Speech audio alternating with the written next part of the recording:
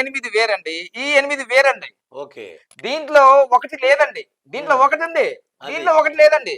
అది అందువల్ల తెలుసుకోవాలి. Combination of compound final result. Okay. అందుకోసమే ఆ 8 ఏ విధంగా వచ్చిందో చూడాలి. అందుకోసం 11వ తారీఖులో పుట్టిన నరేంద్ర మోడీ సార్, 11వ తారీఖు పుట్టిన కేసీఆర్, 11వ తారీఖు పుట్టిన రోజా గారు, 11వ తారీఖు పుట్టిన జయప్రద, ఇలాంతా 11. ఎంజీఆర్ 11. హుహు. మరి మరి వేణుస్వామి 11. 17. మరి రేపు రాబోయే రోజుల్లో కూడా చెప్పలేము. 2029లో ఆయన ఎమ్మెల్యేగానే ఎంపీగా చేయొచ్చు. ఇది నోట్ హుహు. వైరల్ చేయాలి మీరంతా. బాబా పాండురంగ గారిని న్యూమరాలజిస్ట్, ఆయనతో ఇంటర్వ్యూ చేసినప్పుడు మీ జాతకం చెప్పాడండి ఆయన. డెఫినెట్గా ఇప్పుడున్న కష్టాలు ఉంటాయి, ఏదో నెంబర్ వేసాడు, నెంబర్లో వేసేసి వాళ్ళు వేసి మీరు రాజకీయాల్లోకి వస్తున్నారని చెప్తున్నాడండి ఆయన. నిజమంటారా మీకు? రవి మహర్దశలో అది కనిపిస్తుంది.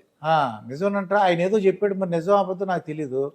చూద్దాం. ఎందుకంటే రాజకీయ అసలు మీకు ఇంట్రెస్ట్ ఉందా, లేదంటే ఎవరినో ఫోర్స్ చేస్తే రావాలి? రాజకీయంలో ఇంట్రెస్ట్ ఉండబట్టి నేను డిగ్రీలో బిఏ ఈపీపీ తీసుకున్నా, economics, political science, public administration. So నాకు రాజకీయాలంటే పిచ్చి కాబట్టి రాజకీయ జ్యోతిషం నేర్చుకున్నా.